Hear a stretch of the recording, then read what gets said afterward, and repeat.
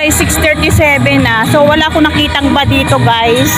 Hindi ko alam kung bakit ganun ang GC katahimik. Hindi ko rin alam. Basta nabasa ko lang yung kay Mariki, kay Derek.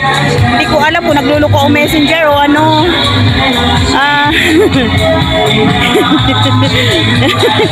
Mga ba, nasaan ba kayo? Andiyan ba kayo sa buwan?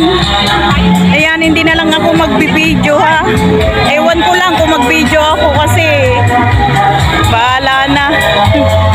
Guys, pawisan na po si Lola. Ayan, pawisan na po si Lola, guys. Kaya salamat mga ba. Grabe ang pasok nyo, guys. Ay ba, ano ba nangyari sa inyo? Wala naman ako nabasa sa GC na walang pasok. Ano ba nangyari? Pawisan na tayo. Ayun si Manoy, oh. Mainit dun, oh.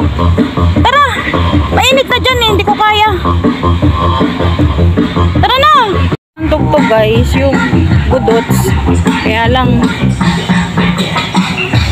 pauwi na kami.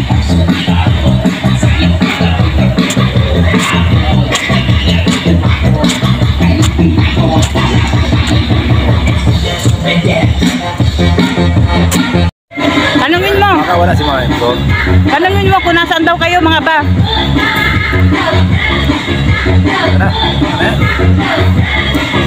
Naku ba, o ayan na, tapos na akong magsumba. Ano ba nangyari sa inyo?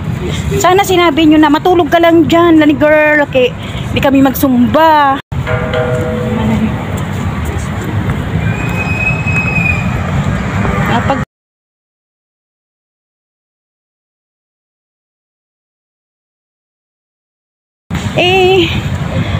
Nalit nga ako ng gising.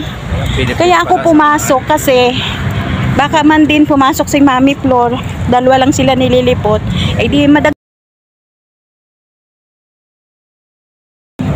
talagang nag-iisa yung Lola. Tapos si Derek nabasa ko. Nalit siya ng gising. Sabay kami nagising ni Derek. Sabi ko tara na.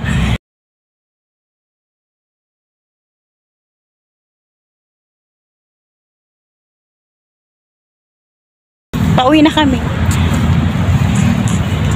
Ako para makita ko yung inyong lolo, no? Ayan. Kamag-anak yata yan ni Rizal, ni Lolo J. Ayan po ito si Lolo M. Kita nyo yan, guys. Kapit tayo.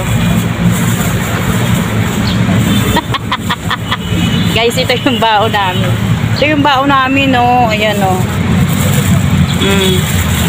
Ayan, wala na. Eh, nasaan ba kayo? Kaya bumili niyan. Gusto ko pa naman yung munay. Yung munay kasi naubos na kahapon. Inain ng lola nyo. Ayan, tapos nagbili siya niyan. Kapit tayo, mga ba.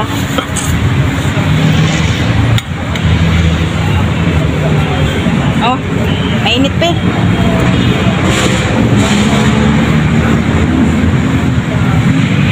Dito na kami nag-coffee table.